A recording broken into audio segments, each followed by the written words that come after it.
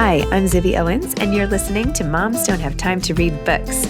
This 30-minute podcast features a new author interviewed by me every single day, 365 days a year, for about 30 minutes. I am also the publisher for Zibby Books, which publishes 12 books a year in fiction and memoir. Our books are already out now. You can check it out on zibbybooks.com. And we have a magazine called Zibby Mag, where we have lots of wonderful essays and lifestyle features. That's at zibbymag.com. We have classes at zibbyclasses.com. And I recently opened a bookstore in LA called Zibby's Bookshop at 1113 Montana Avenue at 11th Street in Santa Monica.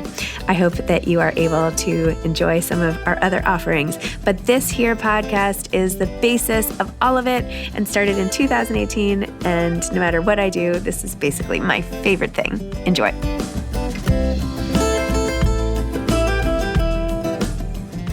Ramona Ausubel is the author of The Last Animal. Ramona grew up in Santa Fe, New Mexico. She is the author of 3 novels and 2 short story collections. Her new novel, The Last Animal, was published in the spring of 2023. Winner of the Penn Center USA Literary Award for Fiction and the VCU Cabell First Novelist Award, she has also been a finalist for the New York Public Library Young Lions Fiction Award, California and Colorado Book Awards, and longlisted for the Story Prize, Frank O'Connor International Story Award, and the International Impact Dublin Literary Award, and New York Times Notable Book Selections. She holds an MFA from the University of California, Irvine, where she won the Glenn Schaefer Award in Fiction. Her work has appeared in The New Yorker, Tin House, The New York Times, NPR's Selected Shorts, One Story, Electric Literature, Plowshares, The Oxford American, and collected in the Best American Fantasy and online in the Paris Review. She has been a finalist for the Pushcart Prize and a fellow at the Breadloaf Writers Conference and the Sewanee Writers Conference. Ramona has taught at Tin House, the Community of Writers, Writing by Writers, the Low Residency MFA programs at the Institute of American Indian Arts and Bennington. She is an assistant professor at Colorado State University. This was recorded live from the Miami Book Fair, where we were sort of up in this little room, which we talk about, above the chaos below. And we just had a wonderful time getting to know each other face to face and talking about her book and her career and all of that. It was sponsored by Moleskine, and the Moleskine rep Colin came over and introduced himself, and that was fun too. So thank you to Moleskine. Thank you to Miami Book Fair. Enjoy the episode. We are thrilled that Moleskine is partnering with us again on another one of our Zibby Books titles, Hell If We Don't Change Our Ways. You can get 15% off paper and bags with free personalization with the purchase of a notebook. The code is Zibby, all caps, Zibby. The notebooks, we're doing some custom notebooks for some of our books, which are absolutely gorgeous. You should definitely get a new Moleskine journal. You can personalize them for your kids or your spouse, give them as gifts, and just go check them out. Check out their website, moleskine.com. And again, you can get 15% off everything paper-related and bags, and get some free personalization while you're at it. Again, that's code Zibby, moleskine.com. Thank you to Moleskine. Welcome, Ramona. Thank you so much for coming on Moms Don't Have Time to Read Books live from the Miami Book Fair in this little conference room with a lot of noise outside. Delighted to be here with you. I'm so happy to be here. Thank you for having me. Your latest book has gotten so much attention. I'm so excited for you, and yet you have this whole canon of other stuff. So why don't we start with The Last Animal and go from there? Sounds like a plan. Okay. Please tell listeners what your book is about. So the very beginning of the book started when I was living in Berkeley, California, and I had a newborn baby, and she was sleeping on my chest, and I also am a writer, so I was like, the baby's asleep, I should open my laptop and do some work, and I popped it open, and this story appeared about scientists working to de-extinct the woolly mammoth. And I had this like wave of feeling of both, like, here I have this like, new creature that has never existed before in the world lying on my body. And she's mine to protect. And I have no idea how to do that. There's no like manual. I just have to follow my instincts. And here we are, this species that like remove, we just kill things off. We destroy things all the time, tromping around. But then we also have the possibility of making something new or bringing something back. And is that hubris and ridiculous and terrible, or is that something beautiful and real? So I knew at that moment that would be a novel, but I didn't know anything about what the actual story would be yet. And it kind of sat for a few years before I was ready to pick it up and find the story within that. So it's very much fiction. I am not a biological scientist, but it's about a single mom and her 2 teenage daughters who end up with the chance to try to work on this mammoth project. And the girls are not on board. They're frustrated and feel like they would rather be home doing teenager things than being dragged around to Siberia with their scientist mom. But it's a sort of a question of like, if you love something enough, can you save it? Anything. Wow. Well, early in the book, the teenage girls prove to be a great addition to the voyage and end up stumbling on this baby woolly mammoth. And they're going through and they're like, wait, it looks like this might be the trunk or this might be this. And then they pull out, and now they're the heroes. And the mom has become also a hero by association and all of that. What about this notion of like, our kids can actually help our careers in ways we never would have expected? Yeah, I mean, I think that's a question we're always having to ask, because the narrative in the world is it's gonna set you back, or it's going to be something that you have to sort of battle for both pieces, your job and your kids. They're always going to be sort of like trying to pull from the same pot of time and love and attention, and it's going to be like you're going to be in that thing of scarcity all the time and having to make a choice. And whichever one you're going to choose, the other one will be hurt by it. And while there's some truth in that, and there certainly have been moments for me when I have felt that, I also feel like I know as a writer that my kids are like, they are the source material. Our family, that what it is to raise them, what it is to think about somebody going on past me, what it is to love something beyond any reason or material or language. That's like, there is so much of that, and it's a bounty rather than a scarcity. So even when I'm not writing directly about family, I feel like it's still in there, and it's still kind of like, it's what I'm pulling from. So some of the book was, that was my second baby, so I had a 3-year-old at the same time, and that is like the thick of it, where you've got the little one, and then the even littler one. Like, how am I going to do this? And they need different things at different times. And my second book was about to be published, and I felt like, is it going to work? Is it going to be possible? Will I survive this? And I really wanted the answer to be yes. So part of the novel is like that wish to find the story that says yes. This all fits together and it all belongs, and I get to be whole through it. I don't have to divide myself up between my job and my family. That's amazing. Yeah. But the book also raises all these sorts of questions of cloning and what's going to happen in the future, and can you revive something, and what is the relationship of animals and humans, and like it's like this whole broader thing of like, what are we even all doing here, right? Yeah. It's like this existential notion as well. It's a lot to pack in a novel. It is a lot. It took a while to figure it out. Were there any massive departures from earlier drafts, like when you were first starting to work on it versus later drafts? Well, a very important one was that not just the early drafts, well into the book, I think until really the last big draft, there were 4 members of the family. The dad was alive. Wow. But he was kind of just a shadow of the mom. He was never the point. He was sort of like, he was important because he helped her get her start, and he was much older than her, so she was always sort of, even when he was alive in the early drafts, she felt a little bit less than. She felt like the kind of kid running behind trying to catch up. But he had no real purpose for a long time. And I realized quite suddenly, I was like, oh, his purpose is to be in absence. The reason this book is going to work is because he is no longer there. And the 3 women are trying to figure out who they are now with him gone. And it's about grief, the immediate grief of losing somebody, the long-term, more existential grief of what we are doing to the planet and what our future here will look like. And it felt like everything came together, like completely, in a way that it just hadn't, until I realized that he was not physically alive anymore. Wow. But it only took me, I think, like a couple of weeks to sort of pluck him out and to figure out what his death meant.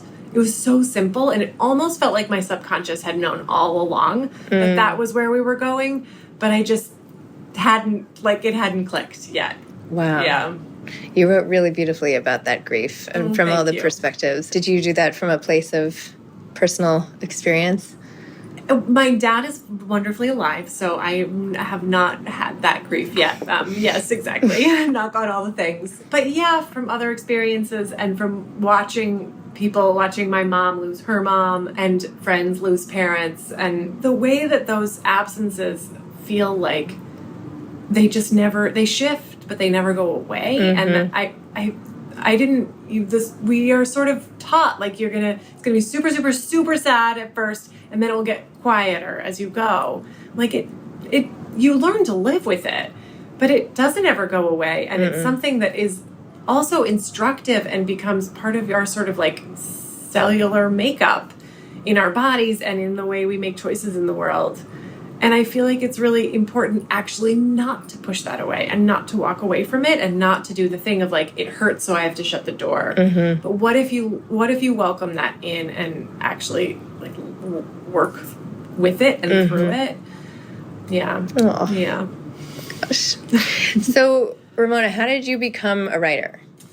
Go to the beginning just for a minute. Okay. So in some ways I feel like the very beginning is that I was a super shy and awkward kid who I had like a couple of really close friends, mostly one really best friend, and that was it. And I didn't know how to be like out loud as myself at all. And then we had a poetry unit when I was in the 6th grade, and I like was myself out loud on the page. And I remember so vividly feeling like I said something real that actually belonged to me, and it made the leap into someone else. And these classmates of mine who otherwise found me so, probably they didn't even know who I was. I was like a non-thing, but they got it. They like felt the thing, and they were like, whoa, that like made sense to me. I'm like, I found the key. It's magic. So from then I knew that I would write. I didn't know how a career worked or anything. Obviously I was like 12 years old, but that feeling stuck, and I studied poetry in college. And then I had this idea to write a novel. The only thing that made me think that it was a novel is that it was very long, and it had like a lot of narrative stuff. But having been a poet, I did not have any idea what a novel really was or how it worked at all. So after college, I think it was the 2nd year after I graduated. I had a terrible, horrible job working as a personal assistant for these 2 very mean women. One of them was a little less mean than the other, actually, but I hated that job so much. So I took Fridays off to write, and I felt like this is it. I have to turn this into something that gets me out of this situation right now. And I applied to graduate school in fiction with the concept that this was going to be a novel thing. And I had just enough pages to apply and fortunately get in. But when I got there and turned a story in, everyone was like, oh, the prose is really lovely. It's really good. It's no interesting that there's no plot. And I was like, plot? What? Oh, no. So I put that novel down because I was like, I think there's a few things that I need to learn about how fiction works before I can do this. And I wrote short stories for the 2 years of the workshop, figured out how to write, figured out what a story was, what my version of a story was. And then I picked that novel back up, but actually divided it in 2 because I thought that it was going to be both my grandmothers, sort of based on their stories, 2 very different views of the 20th century, the poor Romanian Jews and the once very rich Midwesterners. But it was a little big. So I divided it in 2, and that ended up being my first 2 novels. So wow. Yeah. Look at that. 2 for the price of 1. I know, yes. Although it's definitely 2 for the price of 2. No, I know. I'm kidding. I'm kidding. Yeah. I know you've talked about these 1,000 times, but I'm really interesting. So the first one started in 1939 in Romania, and that's more historical fiction. And now you've gone to not speculative, but what ifs, right? Yeah. How did you approach that versus this? Some of the approach that feels key to me is that I don't know what I'm doing at the beginning, so I don't have the idea that it becomes historical fiction, though that does have a fantastical element too. So I kind of I was more guided by the fantastical piece, I think, than by the idea that it was historical, though obviously it's set in 1939 and it was based very much on stories my grandmother told me. I'm her only grandchild. Aww. And she's still alive. She's 103 and a half. Oh my gosh. Yeah. She's amazing. She's like a mutant superhero. Yeah, she's awesome. An incredible person. So we had a lot of conversations about her her early childhood in Romania and then coming here, and just all these sort of like little seeds of tales that felt like that's really real. That when she got a bad cough when she was a child there, and the prescription was to ride back and forth across the river in a carriage. It was like, this is what you need to do to get rid of the cough. You're gonna like go very quickly across this river in this carriage 3 times, and the cough will be healed. Like that was a real thing that happened. But also the idea of survival in extreme circumstances. So I started with that, and in the beginning, it was much closer to trying to follow a more real progression of events based on what I knew. And it was okay, but I wasn't doing anything new or anything that mattered. These are stories that, you could find elsewhere. So at some point, I realized that I needed to sort of take a step away from that, from trying to recreate the past, and move closer to trying to recreate some kind of truth instead, and find something that was mine to say, and a way that this story would be alive in the present instead of in the past. Yep. And that's when I had the idea that so it takes place in this tiny little Jewish village in the oxbow of a river. So they're almost an island and separated from the world, and they realize that the war has arrived, that there's no physical escape possible.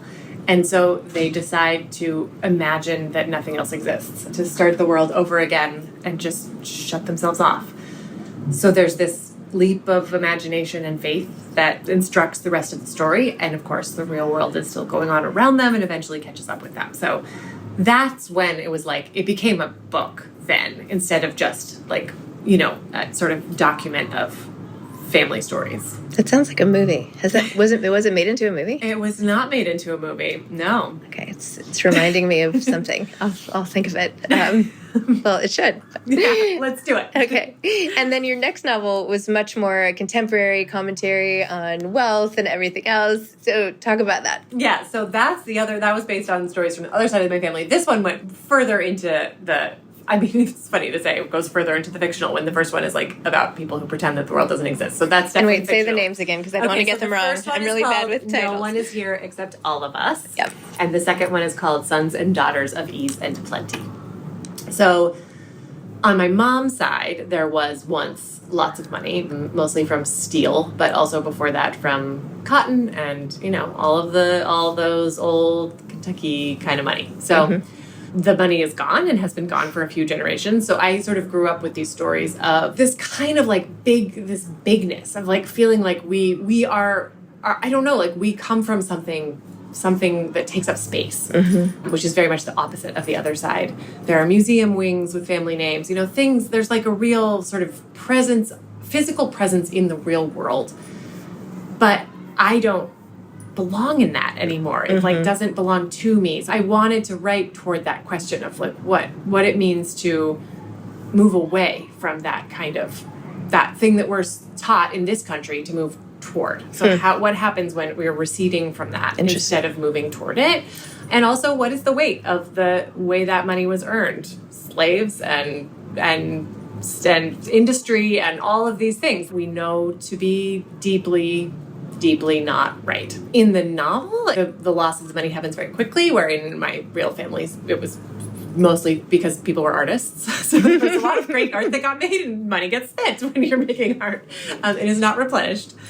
But in the novel, I wanted it to be quicker because it felt like it needed to be sort of sudden and shocking and send the mother and father off on different paths to try to reconcile themselves and their identities and who they want to be going forward. And each of them, they live in Cambridge, Massachusetts, and each of them believes the other to be home. So they think they're the only one that is left, but in fact, both of them have left, meaning that the children are alone in trying to sort of camp out in their backyard and figure out how to exist, how to take care of themselves. So it takes place over the course of a week, and each of them goes on these sort of separate journeys. The mother drives across the country with a giant, and the dad tries to sail to Bermuda with a pretty lady, and the kids are making it work at home, just the three of them. So, yeah.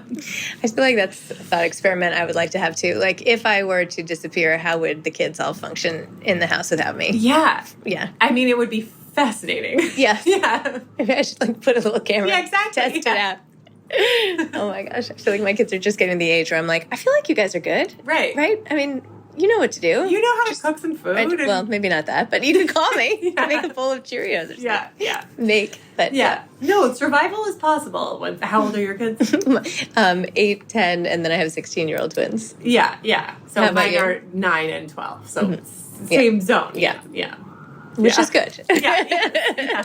No more worrying about them like falling down, the crawling worries and like panic. Yeah. Like, okay, you guys can figure this out. Yes. Okay, and then you wrote a bunch of short stories, and then you have this novel, and now what is coming after this? Because you haven't done enough, I have to ask you about another thing. I mean, it is true that because a book comes out, the book publishing process, as you know, is slower than I think people realize. So when a book comes out, it feels like I lived there in that land quite some time ago, and now I get to share it, and it's wonderful and great. But I definitely feel like my sort of writing heart has moved to new places. So I'm happy to answer that question. I have 3 things. I've got a new novel thing. It's very blobby and sort of like these little balls of goo that I'm holding on to, and I don't at all know what they're going to turn into, but it is something. I taught a novel writing class last semester, and I wrote alongside my class. So I have what came from that, and I'm looking back at it now and trying to figure out what it might turn into. And I try to write 1 short story every season, not to do with the season, just as a way of, 3 months is plenty of time to write a story in and amongst all the other things I'm doing, but it also keeps me moving, and I really like that. So I'm still doing that, and I'll probably in another year or so have a full group of them. And then I'm also working on a craft book about getting unstuck, and it's 101 doorways to get through to the next part of the book. So yeah, I'm really excited about that, and I'm hoping that will happen too. So I feel like I'm sort of living in 3 different little new worlds. I need your craft book. I'm like, could you send out a few doorways in advance? But I don't need 100. Just 5? Yeah. 3? 3 would be good. Well, all you need is 1. So yeah. And where are you based, by the way? I live in Boulder, Colorado. Oh, amazing. Yeah. You like hiking, skiing? Hiking, skiing, yep. The whole thing? Yeah, the whole thing, yes.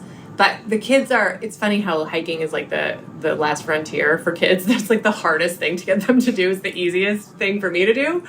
But it's like not, it's not, you're not flying downwards and gravity is not pulling you. So but now they could do it. It's like we went for a really great, really long, long for us, but 8 mile, real hike this summer. And everyone loved it. And I was like, we did it. We're here.